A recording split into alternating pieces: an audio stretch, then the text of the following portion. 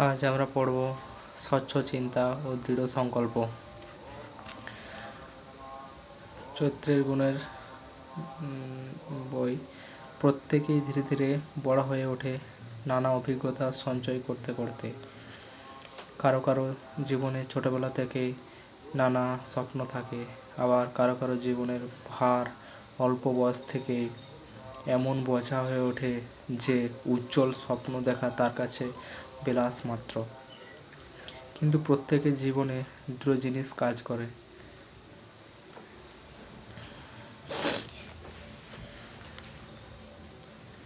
একটা আজন্ম দৈবাত, যে পরিবেশে একজন আছে, আর একটা যে ভাব বা শিক্ষা সে পাওয়ার সুযোগ পেয়েছে। যদি ধরে নেওয়া যায় যে পরিবেশ পরিবর্তন করা কষ্টকর, অন্তত এমন শিক্ষার সন্ধান করা যেতে পারে যা জীবনকে রূপান্তর করতে সাহায্য করতে পারে, এবং শিক্ষা থেকে এমন ভাব গ্রহণ করা যেতে পারে যা পরিবেশের প্রভাব থেকে জীবনকে বর্মের মতো রক্ষা করতে পারে। তাহলে বুঝতে হবে, জীবন গড়ে ওঠার বিষয়টা নিয়ে চিন্তা করা একান্ত দরকার। কারণ জীবন নদীর জলে বয়ে যাওয়া খড়কুটোর মতো জিনিস নয়। জীবনের গতিকে ইচ্ছানুসারে ফেরানো যায়, নির্দিষ্ট দিকে নিয়ে যাওয়া যায়, বিশেষ রূপ দেওয়া যায়। জীবনটা কেমনভাবে গড়ে উঠবে তার উপর নির্ভর করে সমস্ত জীবনটা সার্থক হয়ে উঠবে না ব্যর্থ হয়ে যাবে। কাজেই এই বিষয়ে চিন্তাটা স্বচ্ছ হওয়া দরকার।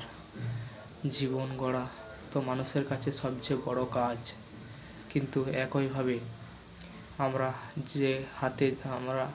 হাতে যে কাজ নিই না কেন, তাতে সফল হতে গেলে চাই স্বচ্ছ চিন্তা। স্বচ্ছ চিন্তা মানে যে চিন্তার সামনে কোনো অস্পষ্টতা নেই।